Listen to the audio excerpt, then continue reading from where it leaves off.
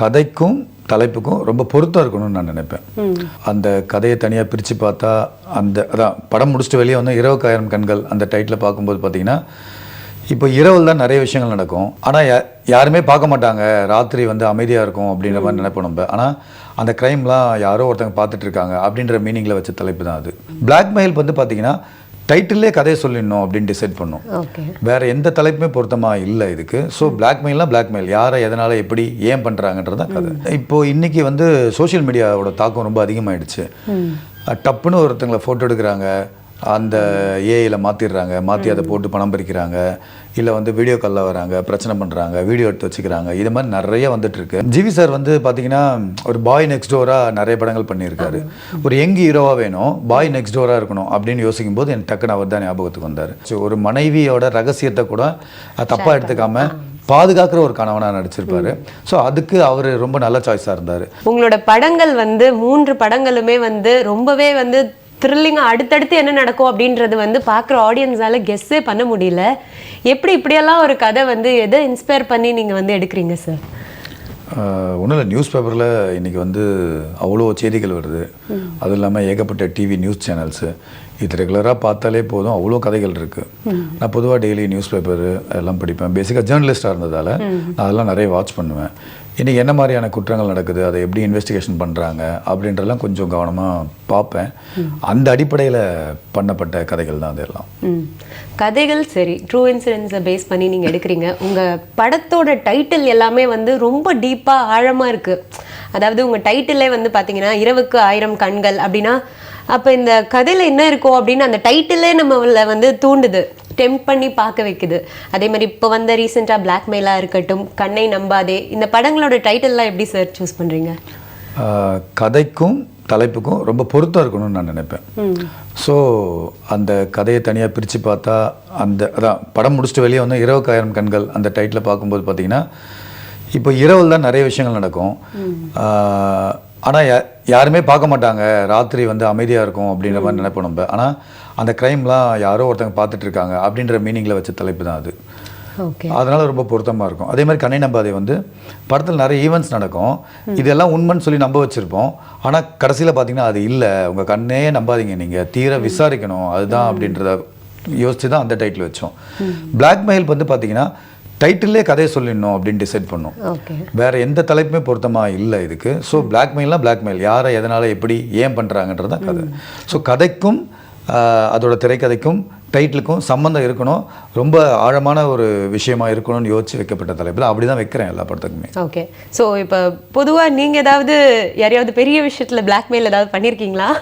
ஏன்னா டைட்டிலுக்கு ஒன்றின கேள்வியாக இருக்கும்ன்றதுனாலதா? என்னை யாரும் பண்ணதில்லை, நான் யாரையும் பண்ணதில்லை.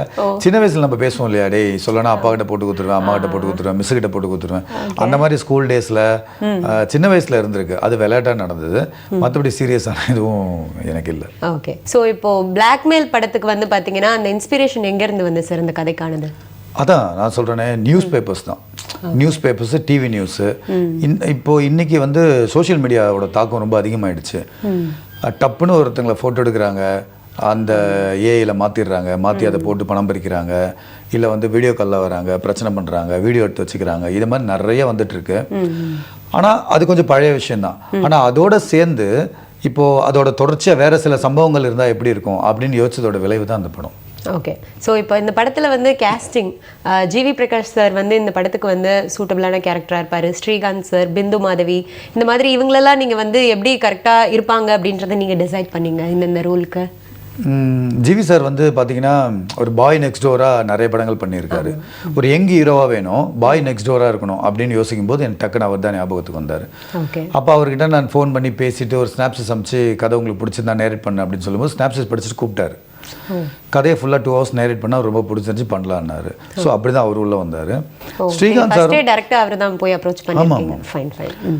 ஸ்ரீகாந்த் சார் பார்த்தீங்கன்னா கண்ணை நம்பாதையில் எனக்கு ஒரு படம், நான் என்னோட படத்தில் ஒர்க் பண்ணார் அவர்.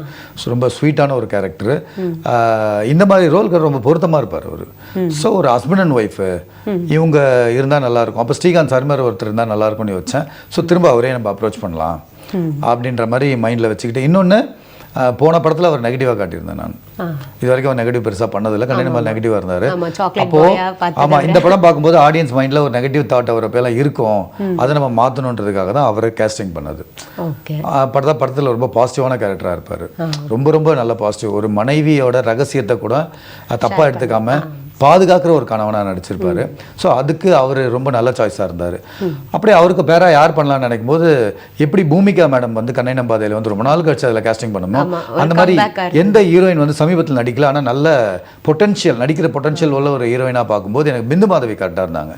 அப்போ தான் பார்த்தீங்கன்னா அவங்க பிக் பாஸில் வந்து டைட்டில் வின் பண்ணியிருந்தாங்க நான் படம் ஆரம்பிக்கும் போது.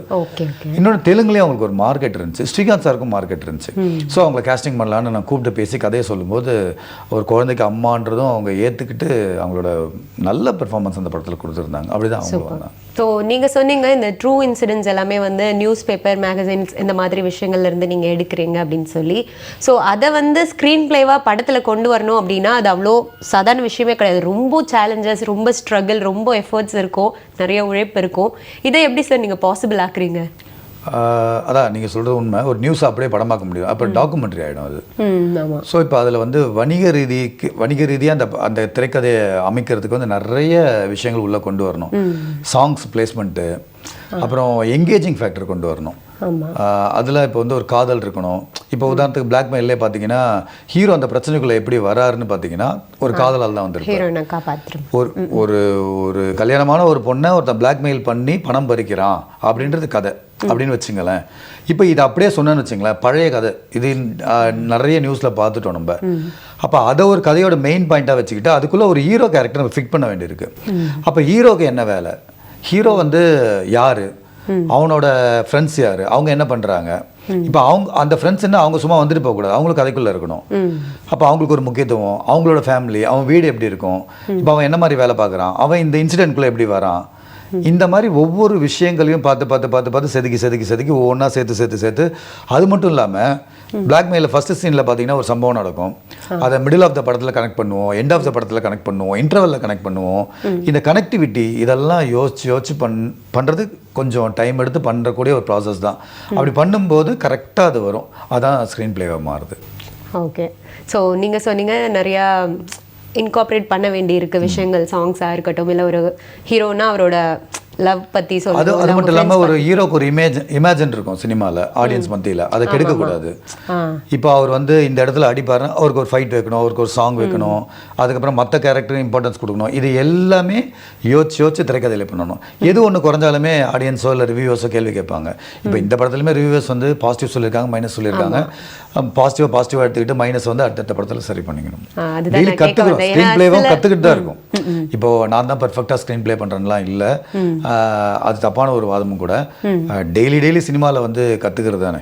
இப்போது இந்த படத்தில் என்ன தப்பு பண்ணோம், இந்த படத்தில் என்ன சரியாக இருக்குது, அதெல்லாம் அடுத்தடுத்த படத்தில் சரி பண்ணிட்டு அப்படியே போக வேண்டியது தான்.